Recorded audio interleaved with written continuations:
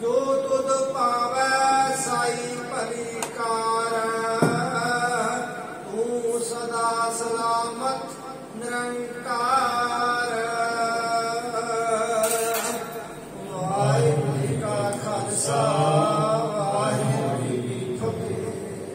एक ओंकार सतनाम करता पुरख निर्भय निर्वैर अकाल मूरत आजुनी सैभं गुर प्रसाद।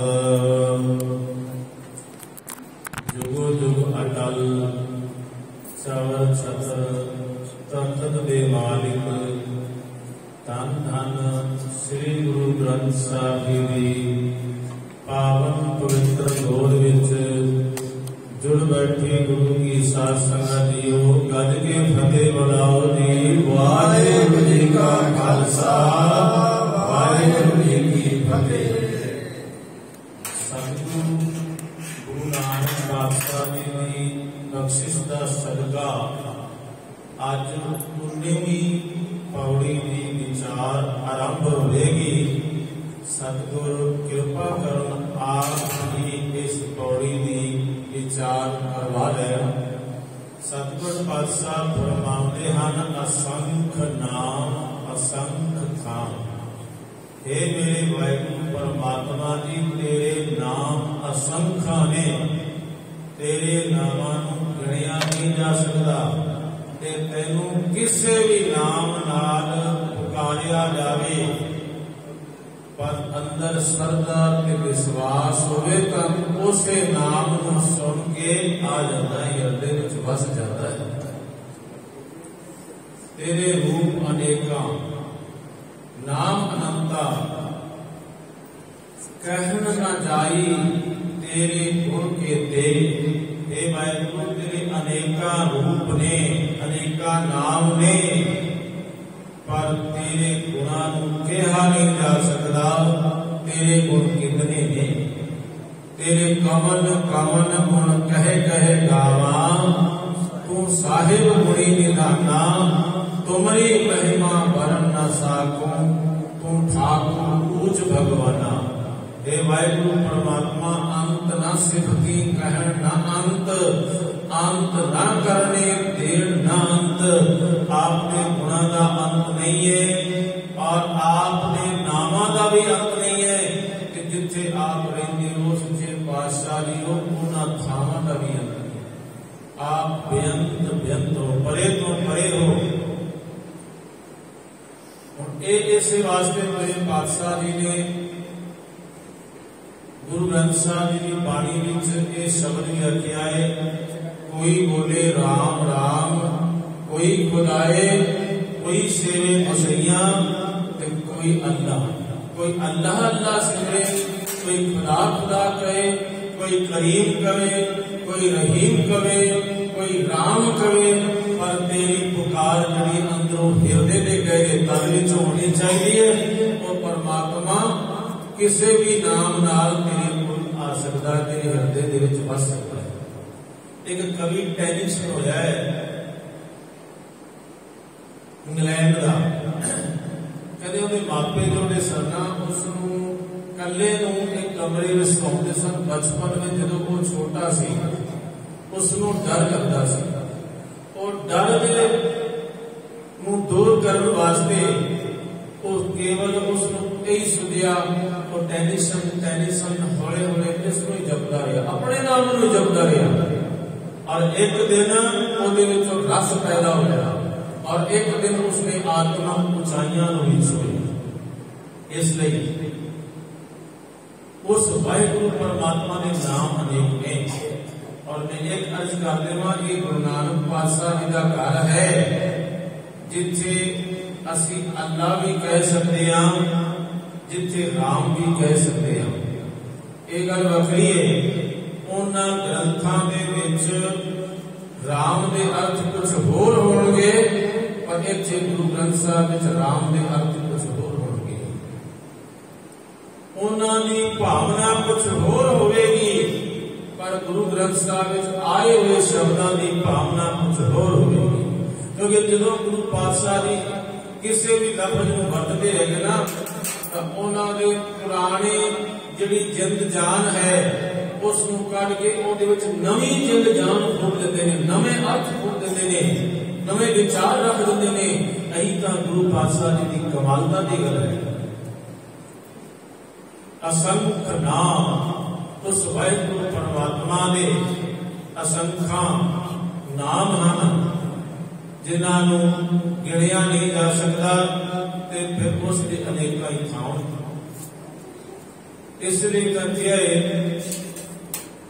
कि ए नेत्रों मेरेओ हर तुम में जोत धरी, हर बिन आवर न देखो कोई, हर बिन आवर न देखो कोई, नगरी हर निहालिया एहो विस संसार तुम देख दे, ए हर का रूप है हर रूप नगरी आया, और प्रसादी पुजया जा देखा हर एक है, हर बिन आवर न कोई, कहे नानक ए नेत्र अंग से सतगुर मिले जिब दृष्ट हुई। जे सतगुरु को मिलेगा, सतगुरु की बख्शिश के नाल ये नजर प्राप्त हो जाएगी कि ये जग सच्चे की है कोठड़ी, सच्चे का विश्वास, एक ना हुक्म समाये एक ना हुक्म करे ना।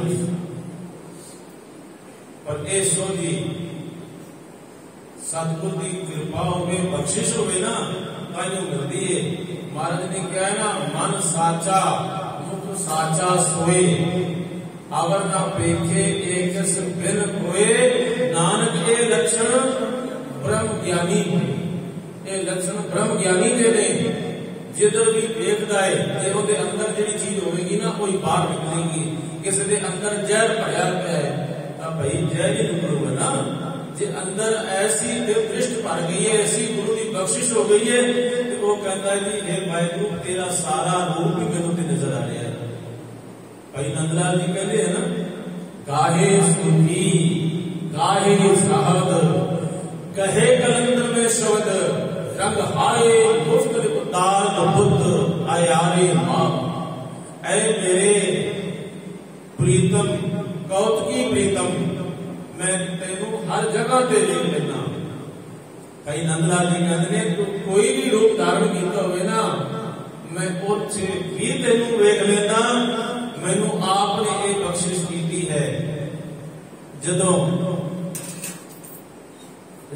जंग युद्ध होंदे सन ते भाई कन्हैया जी पानी पिला रहे ते बाकी सिखां ने शिकायत कर दी, बादशाह असी बड़ी मुश्किल दे नाल इन्हां नूं घायल करदे हां, इन्हां दुष्टां नूं ते ये तुहाडा एक सिख ये लेके पानी पिला लैंदा है, उन्हां नूं फिर उठा लैंदा। सतगुरु पातशाह ने बुलाया, भाई कन्हैया जी देख तेरी एक शिकायत है कि तू दुश्मनों को भी पानी पिलाना है। अगों जो उसने वचन कहे भाई साहब भाई वीर सिंह जी ने अपनी कलम नाल लिखे है, ऐ मेरे पातशाह दीन दुनिया के मालिक तैनू पिया पिलावा पानी, सिर मेरे दे साई तुरक अतुरक ना मैनू दिसदा, तू सारे दिस आई, हसे ते गलाया प्यारा, डब्बी हाथ फड़ाई, पानी नाल है मलम भी रखी, लोड़ पवे करना। मेरे पातशाह ने उसको अपने सीने नाल डालिया। वो कहता है पातशाह मैनू तो कोई दुश्मन नजर नहीं आता, मैनू तो तेरा ही रूप नजर आता, मैं जिधर भी देखता उधर तू ही तू है, मैनू होर कुछ दिखाई नहीं देता। मेरे पातशाह जी ने भी मलम के डब्बी दी, जिथे तो पानी बनाता है उसे जख्मा के ऊपर मलम भी लगा दिया। इसलिए एक परम अवस्था के शब्द ने असंख नाम, ये वाहिगुरू के असंख्या नाम ने, उन्होंने नामों को गिनिया नहीं जा सकता। असंख थां असंख्या ही तेरे रहन के स्थान हैं, ये नहीं कि तू केवल दक्षिण देश हरि का वासा, पश्चिम अल्लाह मुकामा, दिल में खोज दिले दिल खोजो यही ठोर मुकामा। एक वो ने जिहड़े कहंदे ने रब पश्चिम वल रहिंदा है, एक वो ने जिहड़े कहंदे ने पूरब वल रहिंदा है। वो रब दे बंदे सी एक दूजे नाल इतना बिगड़े अंदर बैर विरोध दी लकीरां पै गईयां ते एक दूजे नालों पिठ कर ली। उन्हें कहा मैं तेरा मुंह नहीं देखना ते वो कहता मैं तेरा मुंह नहीं देखना। वो कहता मैं तेरे राम के दर ते नहीं जाना, मैं अपने मुंह राम शब्द नहीं कहना। वो कहता मैं अल्लाह नहीं कहना। पर गुरु नानक पातशाह जी ने उन्होंने बच्चियां समझाया कि रब जो है पूर्व वन भी है, पश्चिम वन भी है, रब ऐसे भी है, रब सज्जे भी है, रब खब्बे भी है, सारिया जगह ते वो रब ही रब है। इसलिए क्यों तुसी इन्हां भरम भुलेखियां दे विच पए हुए हो। जुल्मां दी काली रात सी, अंधेरा सी पिया, सच चंद्रमा न दिसदा सी, मोलों सी छिप गया, धन रूप बैरी सी बने आलम सी लुट गया, खलकत ने होके दीन दर दाता दे छुट गया, औखी बणीए हुण कौन जगदा सहारा है, गैबों आवाई आवाज आई, एक नानक प्यारा है, एक नानक प्यारा है, एक नानक प्यारा। आसमान तो आवाज आई, बच्चियों चिंता ना करो, फिक्र ना करो, वो गुरु नानक पातशाह तुहानू सारियां नू एक जगह पे बिठाणगे, तुहानू अपने पुत्र समझ के ते वो उपदेश देणगे। ते गुरु नानक दा उपदेश सर्व जगत लई साझा है। मता कोई ये गल कह देवे कि भाई ये उपदेश केवल सिखां लई है ते मुसलमान वीरां लई नहीं है ते या हिंदू वीरां लई नहीं है। मुस्लिम यूनिवर्सिटी अलीगढ़ दे विच एक है, उत्थे एक बार ना बाबा फरीद जी का जन्मदिन मना रहे सन ते अक्सर एक दूजे नू आमंत्रित करते हैं, बुलावा भेजते हैं। उस यूनिवर्सिटी विच उन्होंने बहुत सारे बड़े बड़े विद्वान बुलाए, हिंदू वीर भी बुलाए, मुसलमान भी बुलाए, सिख भी बुलाए।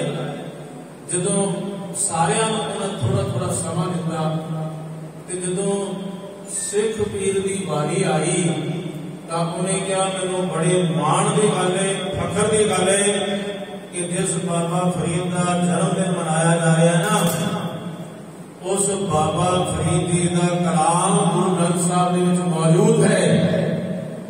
ते उन्होंने फिर वो कलाम उस यूनिवर्सिटी पढ़ के भी सुनाया। उठ फरीदा उज्जू साज सुबह रिवाज गुजार, जो सिर साई नाम में सो सिर रब उतार। उठ जा उज्जू कर नमाज अदा कर, बेदा बेनवाजा कुटिया ए ना भली रीत, कभी चल ना आयो पंजे वक्त मसीत। तू उठ जा, उठ के तू नमाज अदा कर। ए बेनवाजा तू कदे नमाज नहीं पढ़ी, तू कदे अल्लाह का नाम नहीं लिया। तो जो जो स्टेज सैकटरी साहब सन उस तो बाद उस सिख के अगे भी उसने सजदा किया ते नाल गया सिखो अज तक तुसीं साडे कोल छुपा के रखे है या ये साडी अज्ञानता है कि सानू अज तक पता नहीं चलिया कि गुरु ग्रंथ साहब जी दे विच बाबा फरीद जी दा भी कलाम मौजूद है। इसलिए सिखो तुसीं ये गल नहीं कह सकते कि गुरु ग्रंथ साहब तुहाडा है, गुरु ग्रंथ साहब साडे नहीं। जिहड़े जिन्हां दे अंदर कोई सच्चाई है ना, सच जाणिओ उन्हां सारियां दे सिर गुरु ग्रंथ साहब दे अगे झुकदे ने, क्योंकि गुरु ग्रंथ साहब दा फलसफा ऐसा है, गुरु ग्रंथ साहब का ज्ञान ऐसा है, ये बड़ियां नहीं पाउंदा। इन्हां सारियां नूं एक जगह ते बिठा के प्यार दिंदे ने। भाई अपनी सुरत नूं अकाल पुरख वाहिगुरू परमात्मा दे नाल जोड़ो। असंख नाम असंख धाम, उस वाहिगुरू दे अनेकां नाम हन, फिर उहदे रहण वास्ते अनेकां थां हन। अगम अगम असंख लो, फिर वो वाहिगुरू परमात्मा अगम है, उत्ते साडी गमता पहुंचनी है। क्योंकि गम गम का अर्थ होता है जाना, पहुंचना।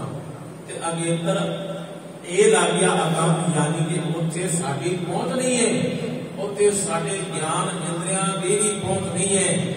फिर उस वाहिगुरु परमात्मा ने बनाए हुए असंख्य बेअंत ही लोग, बेअंत ही ये कह लो पृथ्वियां हैं जिन्हों का कोई अंत नहीं है, वो वाहिगुरु परमात्मा बड़ा बेअंत है। असंख्य कह सिर पार होए, असंख्य कह सिर भार होए। हुण इत्थे मेरे पातशाह जी ने यकदम कह दिता असंख्य कहना भार है। मेरे पातशाह जी ने पहले किया असंख्य जाप, असंख्य पाओ, असंख्य पूजा, असंख्य तप ताओ। फिर मेरे पातशाह ने किया असंख्य मूर्ख अंध घोर, असंख्य चोर हरामखोर। फिर गुरुदेव कहते ने असंख्य नाम, असंख्य थाम। यकदम मेरे पातशाह कहते ने असंख्य कह सिर भार होए।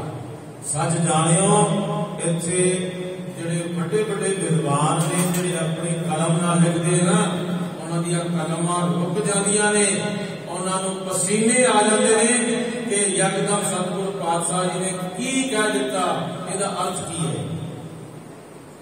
ਜ਼ਿਆਦਾ ਨਹੀਂ ਤਾਂ 5 ਕੁੱਟੀ ਦਾ ਮੇਰੇ ਕੋਲ ਵੀ ਹੈਗੇ ਨੇ, ਤਾਂ ਉਹਦੇ ਵਿੱਚੋਂ जो मैनू सोझी आई, जो मैनू समझ आया, वो ज्ञानी हरबंस सिंह दी चंडीगढ़ वाले उन्होंने एक गुरु ग्रंथ साहब जी का टीका किया है और उन्होंने 12 सेंचियां तैयार की। 12 सेंचियां दे विच उन्होंने ये टीका किया है। ਉਹਦੇ ਵਿੱਚ ਉਹਨਾਂ ਨੇ ਇਹ ਲਿਖਿਆ ਹੈ ਕਿ असंख्य कहे, ਜਿਹੜਾ असंख्य वाहिगुरु परमात्मा का नाम हुण तक गुरु नानक पातशाह जी ने किया है, उस नूं केवल एक थां का स्वामी बना देना, एक थां का मालक बना देना, ये साडे सिर दे उपर भार है। हुण तक जद कि असंख्य किया है, बड़िया लोकां ते हुण तक समझ नहीं आई। फिर तू ओनू एक थां का स्वामी बना दिता, एक थां का मालक बनाता। उन्होंने नाल ही ना एक भाई साहब भाई गुरदास जी का कवित भी रखे उस व्याख्या दे विच। वो कवित मैं आप जी को श्रवण करावां। जाके एक थन अगर भाग है धर्मधारी, ताहि गिरिधर कहे कौन सी बढ़ाई है। जिस वाहिगुरु परमात्मा ने अनेकों धरतियां नूं धारण किया हुआ है, बाकी जो कोटान कोट ब्रह्मंडा का मालक है, जाके एक थन, थन कहते ने गुण नूं, फारसी का शब्द है, थन का अर्थ है गुण, जिनका एक गुण है। जाके एक थन अगर भाग धर्मधारी, ताहि गिरिधर कहे कौन सी बढ़ाई है।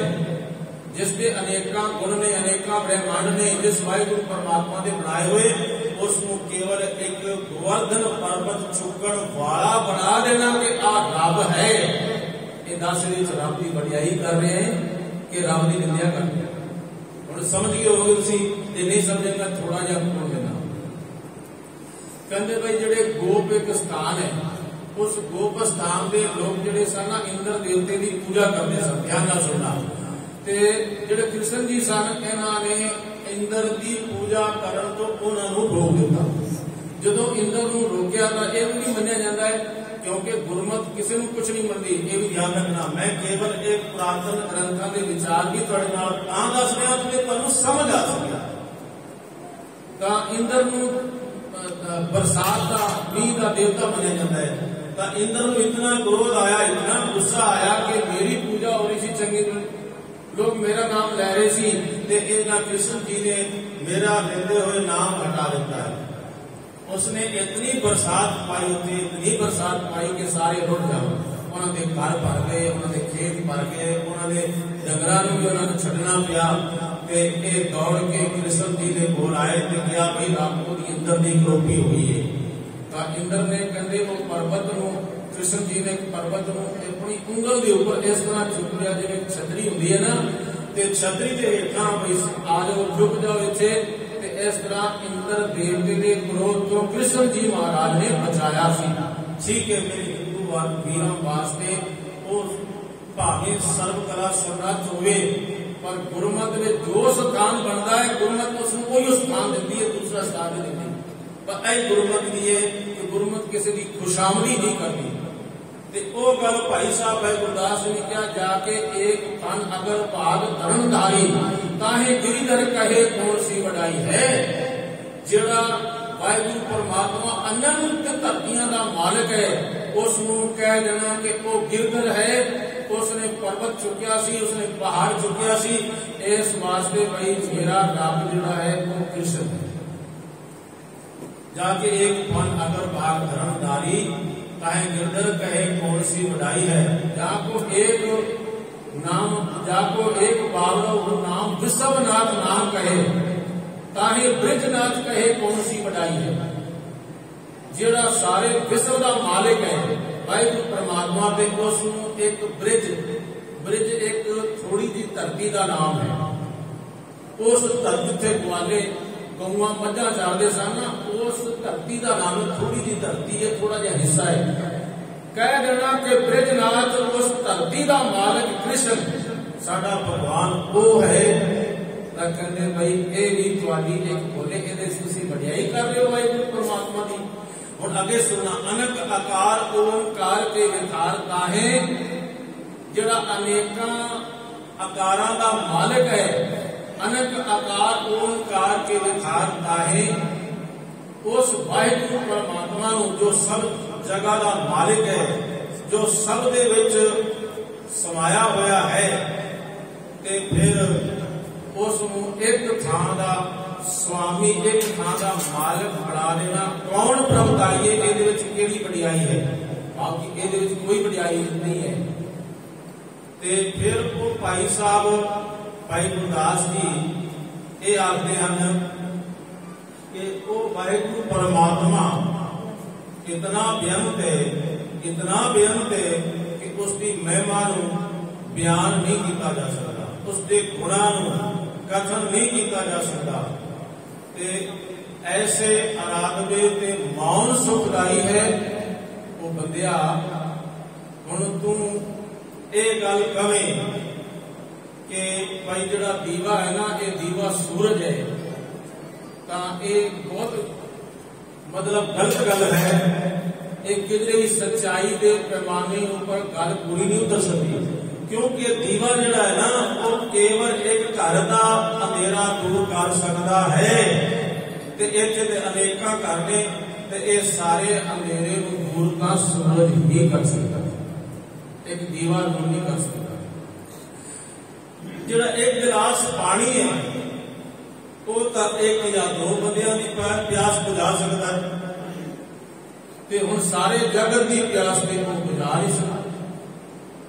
हुण उसनूं कोई कहे भाई तू सागर है तो एक कहने वाला झूठ बोल रहा है ना, उसके अंदरों आत्मा भी कह रही है कि तू झूठ बोलता पाया है।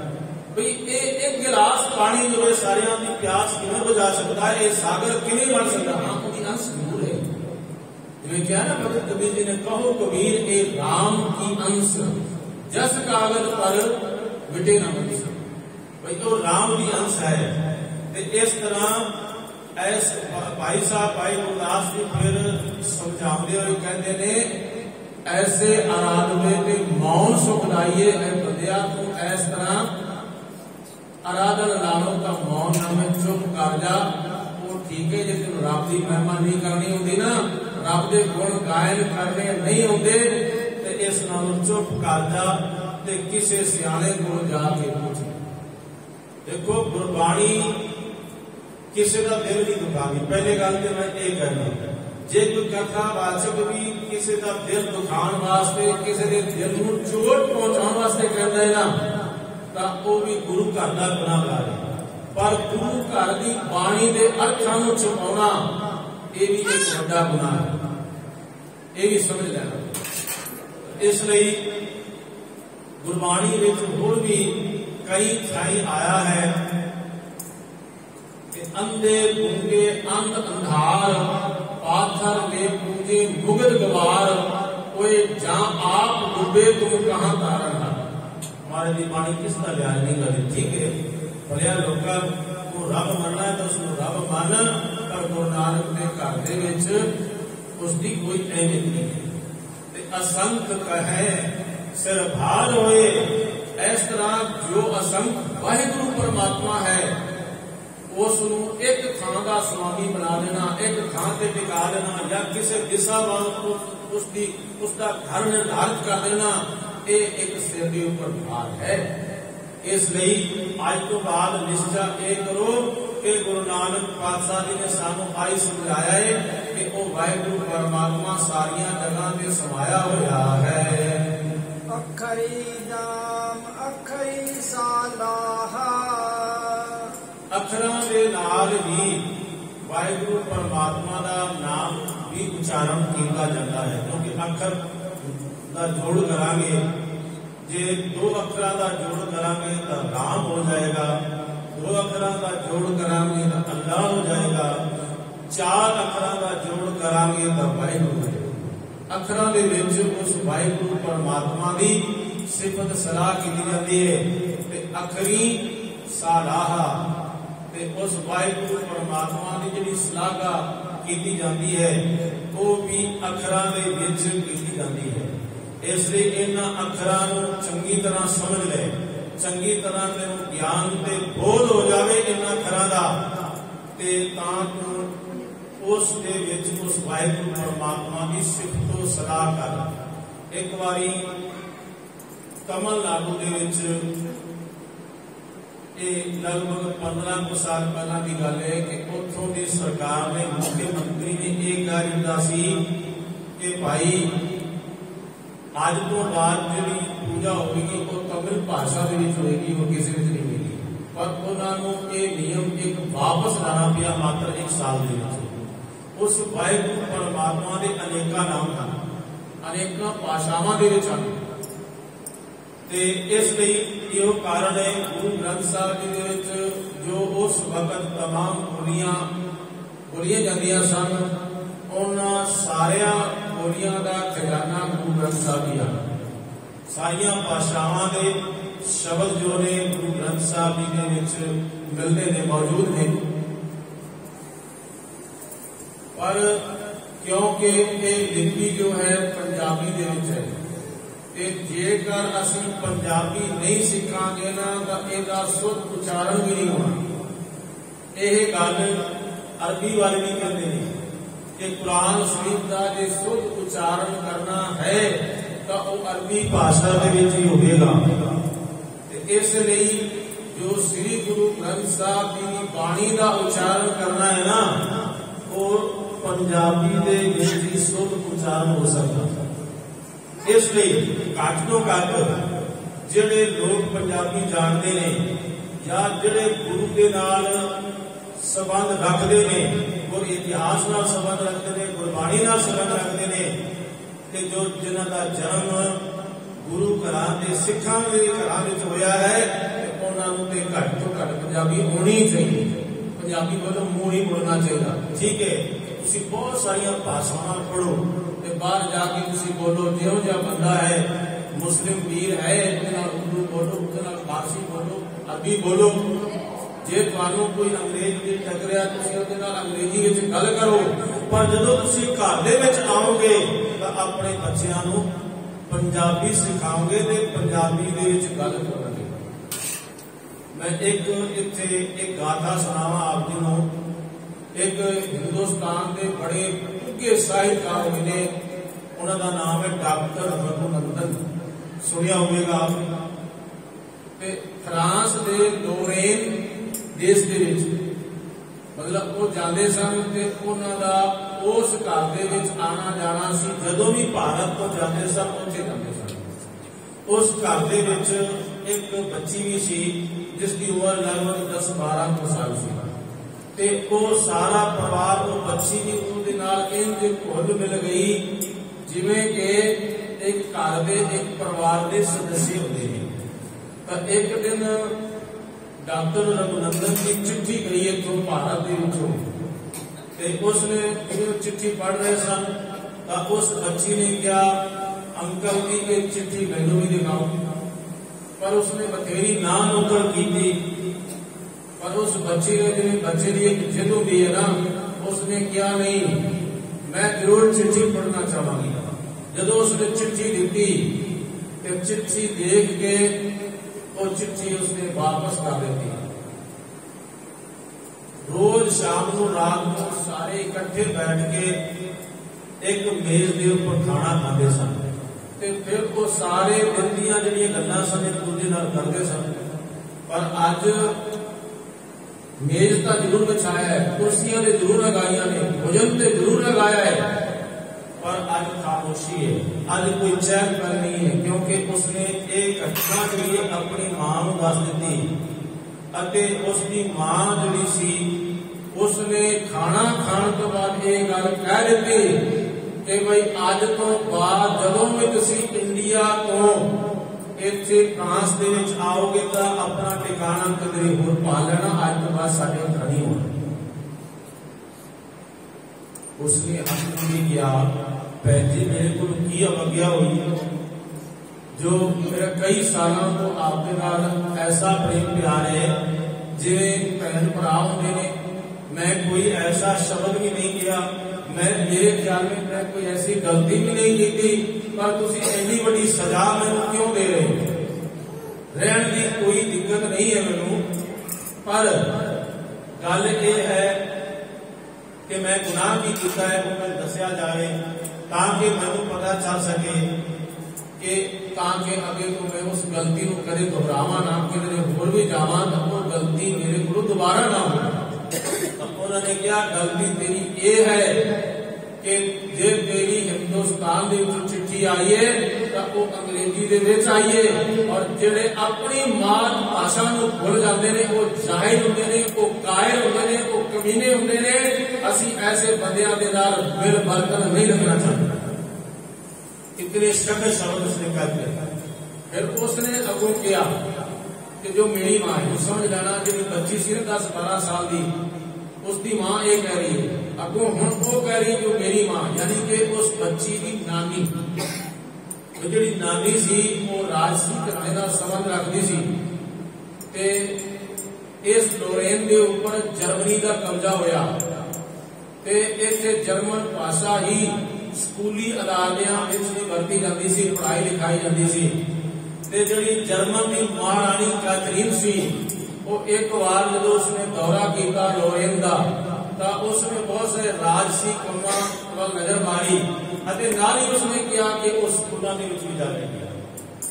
तो स्कूलों के जो गई बच्चों ने उठकर स्कूल के स्वागत किया, खीर और बहुत सारिया खेलों दी गल्लां इधर उधर दी गल्लां करके उन्होंने बच्चों को कहा कि कोई है जर्मन भाषा दे विच कोई जर्मन राष्ट्र गायन सुनावे सन। तो जी बीबी उसकी बीबी की मां ने वो 10-12 साल की थी, उसने कहा जी मैं सुनावांगी। तो उसने कंठ की हुई सी, उसने राष्ट्रगान जो सी जर्मन का, और उसने जर्मन भाषा उसको सुना दिता क्योंकि जर्मन भाषा ही पढ़ाई जाती सी। तो उस तो बाद वो बड़ी खुश हुई, महारानी साहिबा बहुत खुश हुई। उसने क्या मांग ले जो कुछ मांगना है। उन्हें कहा जी एक बारी चुप कर गई, दोबारा फिर कहनी बेटा मैं तेनू कह रही हाँ, मैं तेरे इस राष्ट्र गायन तो बड़ी प्रभावित हुई हाँ, बेटा जो मंगना है मंग ले। तब फिर दूसरी बार वो बोली कि महारानी साहिबा जो मैं मंगांगी की दोगे। तो उसने सोचा छोटे की बच्ची है, तेन समझ नहीं है शायद। और कहने लगे बेटा मेरी जबान के ऊपर इतनी ताकत है जो मैं कह देवांगी वो पूरे होंगे। तो उस बच्ची ने को क्या मैंने पता है, पर तुसी मेरे नाल वायदा करो जो मैं मंगांगी तुसी दोगे। उसने कहा जी मैं दवांगी। टीचर भी बैठे सन, विद्यार्थी बैठे सन, और भी राजनीतिक लोग भी बहुत सारे उन्हें आए हुए सन। तो उसने पता है की मांग मंगी, उसने ये मंगया कि अज तो बाद इस लोरेन दे विच जितना भी सरकारी दरबारी अदारियां दे विच ते स्कूलों दे विच काम होवे, पढ़ाई होवे, लिखाई होवे, वो फ्रेंच दे विच होवे। उसने पता है को पलट के की किया, कहता इतना काम मेरे ऊपर जोर जुल्म उदों नहीं पिया जदों के नेपोलियन की बेजान तोपा ने बहुत सारा नुकसान किया, और आज तुम 2 बोला के नाल मेरा नुकसान कर दिया। कहना मैं जबान की है ये मैं जरूर हुण फ्रेंच दे विच ही करवावांगी, पर इतना भी हुण है कि तुसीं साडे कोल बहुत जल्दी आजाद हो जाओगे, क्योंकि जिहड़े बंदे दूसरे दी भाषावां नूं अपने घरां विच भी अपना लैंदे ने, स्कूलों विच भी अपना लैंदे ने, वो कदी जो है आजाद नहीं हो सकते, वो गुलाम रहते हैं। और वही गल हुई वो आजाद भी हो जाए उन्होंने। तुहानूं पता है, मेरा ख्याल है 1.5 के 2 साल की गल है, ज्यादा पुरानी गल नहीं है। जदों हिमाचल प्रदेश के गवर्नर के और बहुत सारे नेता चंडीगढ़ के गए थे, उन्होंने ये गल कही कि पंजाबी को खत्म किया जाए, सारे देश के इको भाषा लागू की जाए। तो उस वक्त पंजाबियों ने विरोध किया और वो गवर्नर ने यह शब्द भी कहे कि सिखो तुसी किथे फिरदे हो, 1 साल के पंजाबी भाषा को खत्म कर दिया जाएगा। तो ये बड़े रोष प्रदर्शन वगैरह हुए, जिसकी जाति में गुरदासमान भी आया। तो जिहड़े हुण तोता है वो दूसरियां की जबान बोलता है, इस वास्ते गुलाम है। कोयल जो है अपनी जबान बोलती है, इस वास्ते आजाद है। इसलिए सब तो बड़ी गल यह है कि सानू घरां दे विच पंजाबी बोलनी चाहिए, पंजाबी पढ़नी चाहिए, पंजाबी लिखनी चाहिए, और पंजाबी पढ़ांगे लिखांगे तो याद रखना गुरबाणी का शुद्ध उच्चारण भी नहीं होगा, एवं शुद्ध उच्चारण भी नहीं हो सकता। तो इस करके भाई तू उस अपने गुरु की उपमा लिख ते उसकी सलाह भी कर, उसके गुण भी गा, उस वाहिगुरु परमात्मा ने गुणा तो बयान करता है, तेरी कलम भी बयान करे, तेरी जबान भी उस वाहिगुरु परमात्मा ने गुणा बयान करे। एक बीबी एक दंपति आगरे दे विच रहिंदी सी और उन्हां दी पोस्टिंग जलंधर दे विच हो गई। वो केवल थोड़ा जिहा पंजाबी थोड़ी बहुत बोलती सी, ज्यादा पंजाबी नहीं सी बोलती। उसका नाम परविंदर कौर सी, क्योंकि अक्सर साडी ये रीत है कि असीं जिथे रहंदे हां वही भाषा बोलण लग पैंदे हां, अपनी मात भाषा बोलण लग। उसका पति बीमार रहने गया और उसकी मौत हो गई, घर दे विच कोई औलाद भी नहीं सी ते वो टुट गई। हुण मैं किहदे नाल गल करां, किहदे नाल नहीं करां। तां एक दिन कहते ने सुतिया होया कोई अगम्मी भी शक्ति आई, ताकत आई, जिसने उसको हटूया, उठ उठ उदम कर, नाम पानी पढ़ लिख, तेरा जीवन सफल हो जाएगा। उस बीबी ने लगभग 1.5 साल श्री गुरु ग्रंथ साहिब जी का सबूत अपने हाथों के नाल लिखा और एवं जे मोटी अक्षर लिखे बंदा देखे तो देखना ही रह जाए। बाणी भी उसको बहुत सारी कंठ हो गई, नित निमन भी हो गई, प्रेमण भी हो गई। अज ये कहती है कि पहला मेरा जीवन दुश्वार सी, मैं सोचती सी मर जावा, आत्म हत्या कर लवा, पर गुरु नानक के दर तो हुण मैनूं आनंद मिलिया है, खेड़ा मिलिया है। हुण मेरा हर वक्त जिहड़ा जो भी मेरा दुख सुख है वो गुरु ग्रंथ साहिब दे नाल है, बाणी दे नाल। इसलिए कई कहते हैं ना कि भाई मेरे पुत्र ने, मेरा परिवार है, ठीक है, सब कुछ होना चाहिए है, पर मनमुख अगे लेखा मंगिए, बहुती होवे मार, गुरमुख पातसियों लेखा निबड़े, बख्शे सिद्ध भंडार, उथे हाथ ना अपड़े, कूक ना सुनिए पुकार, उथे सतगुर वेली होवे, काढ़ ले अंती मार। तू तो ऐसे दुनिया की गल कर रहे है, जदों तेरी मौत होगी, जदों तेरी आत्मा इथों जावेगी, उथे हाथ ना अपड़े, कूक ना सुनिया पुकार, तेरा हाथ नहीं अपना, ते ना तेरी किसी ने कूका सुनिया ना पुकारा सुनिया, उथे तां सतगुर वेली होवे, काढ़ ले अंती वार, ना तेनूं गुरु ही कढेगा। क्योंकि जय मात पिता सो तो मीत ना पाई, मन उहा नाम तेरे संग सार, उसे तेरा केवल नाम नाल जाना है। मैं कहना बच्चे जितने मर्जी आज्ञाकारी होवन, पर गुरबाणी को अपने जीवन का आधार बनाना चाहिए है। रब ना करे जे को भी साथ ना देन तां बंदा ये बाणी पढ़दा है तां वो जिहड़ा दुख है वो कट जांदा है। फिर उस दुख नूं दुख नहीं महसूस करता। प्रोफैसर साहब सिंह जिन्होंने श्री गुरु ग्रंथ साहिब का टीका किया, अंतिम समा इन्हां दा पता क्यों जिहा सी, इन्हां दा मल मूत्र पिछे ही निकल जाता सी, पर उस अवस्था दे विच भी बाणी दा पाठ करते रहते सन क्योंकि उन्होंने बाणी कंठ सी। कि जे किसी ने पूछया कि भाई तू तो सारी जिंदगी बाणी लिखी है, बाणी पढ़ी है, बाणी का अध्ययन किया है, पर तेरी ये हालत, वो कहने लगा जी ये कोई मेरे ही कर्म हो सकते ने, मैं अपने गुरु को दोषी नहीं ठहरावांगा, पर इतना है कि बाणी के आसरे मेरी एक दिल्ली सुखों के नाम बतीत हो। ये अवस्था बने फिर सतगुरु पातशाह जी का आवन अखरी नाम अखरी सारा, अखरां दे नाल वाहिगुरू परमात्मा का नाम पढ़ता है ते अखरां दे नाम नाल ही उस वाहिगुरू परमात्मा की सिफत सलाह होती है।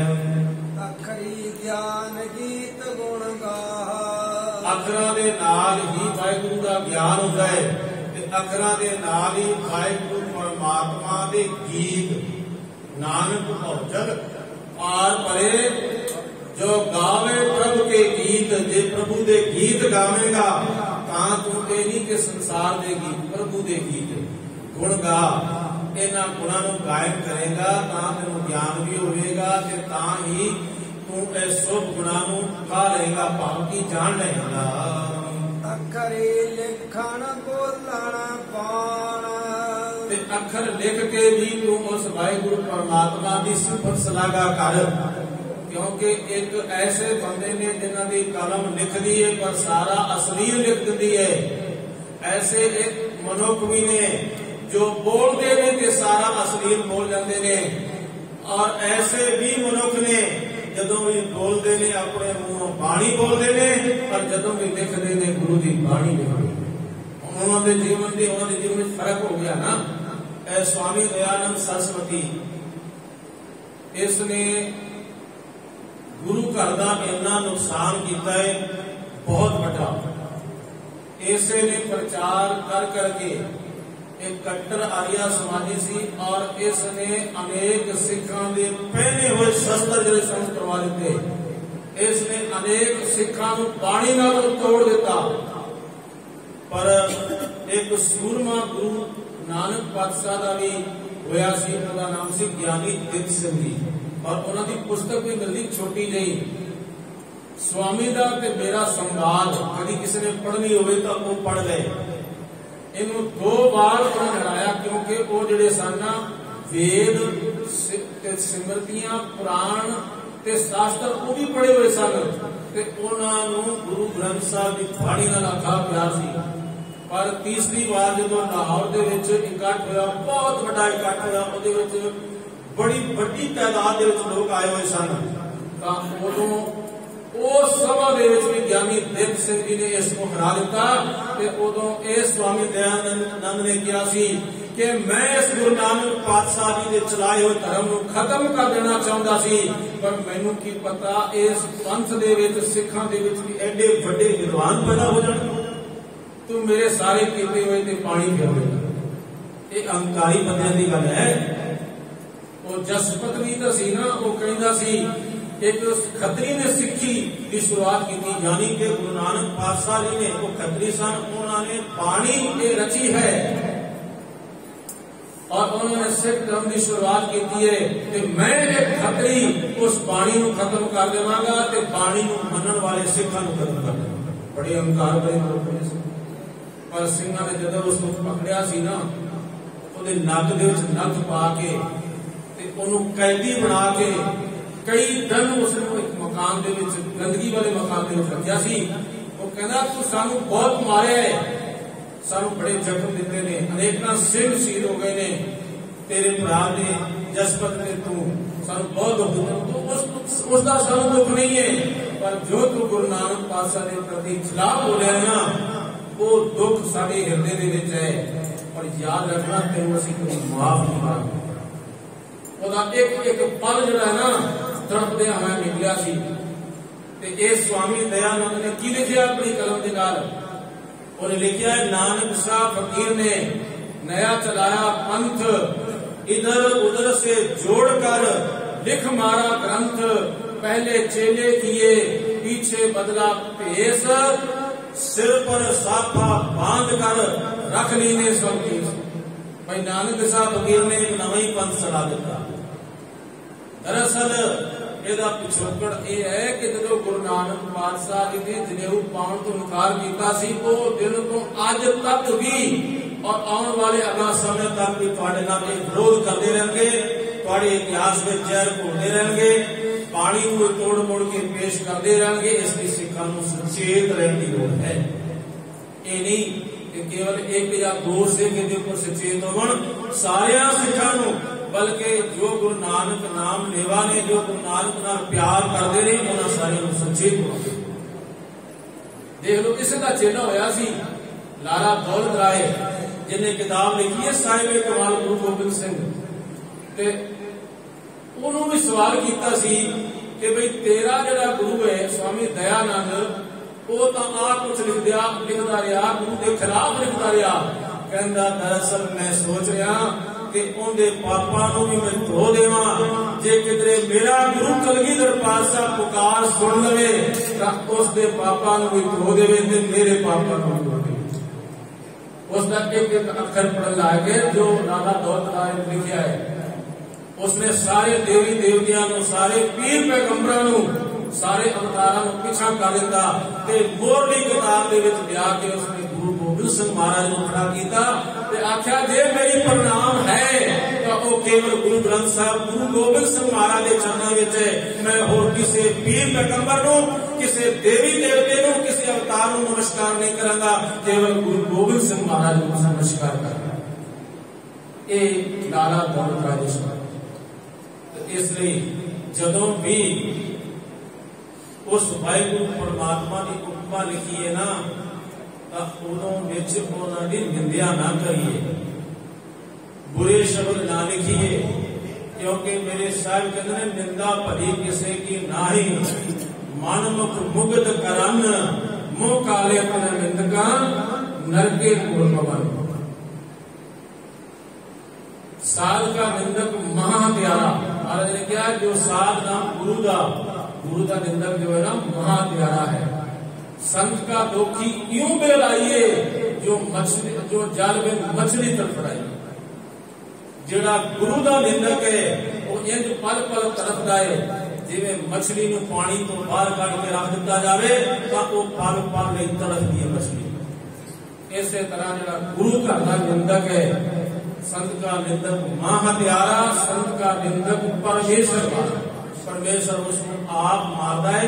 निंदक ऐसे ही ठर परिए, ए निशानी सुनो तो भाई, क्यों कागर पीत गईए, जिवें कोई कलर दी कंध बना देवे ते ओ किड़ किड़ के गिर जांदी है। इस तरह जिहड़ा गुरु दी निंदा करदा है उहदे अंदरों शुभ गुण सारे किड़ जांदे ने ते ओ औगड़ा दे नाल भर जांदा, उसका नामो निशान मिट जाता है। और आई कारण है जिसने गुरु घर दे नाल टक्कर लई है उसका नामो निशान ही मिट गया।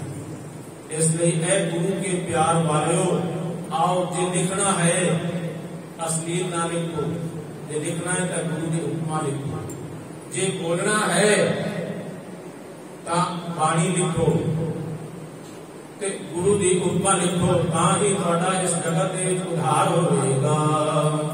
अखरा सिर संजोग वखाण, अखरां दे नाल ही सिर दे उपर संजोग मिलना अते विछड़ना लिखिया होया, क्योंकि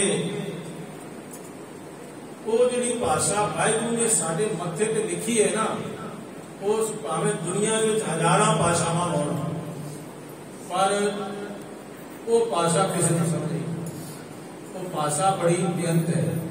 तो इसलिए ऐ भलिया लोका, तू उस वाहिगुरू परमात्मा की उपमा लिख जरूर, पर याद रख ਉਹਦੇ ਵਿੱਚ ਕੋਈ ਗੁਰੂ ਦੀ ਨਿੰਦਿਆ ਨਾ ਹੋ ਜਾਵੇ।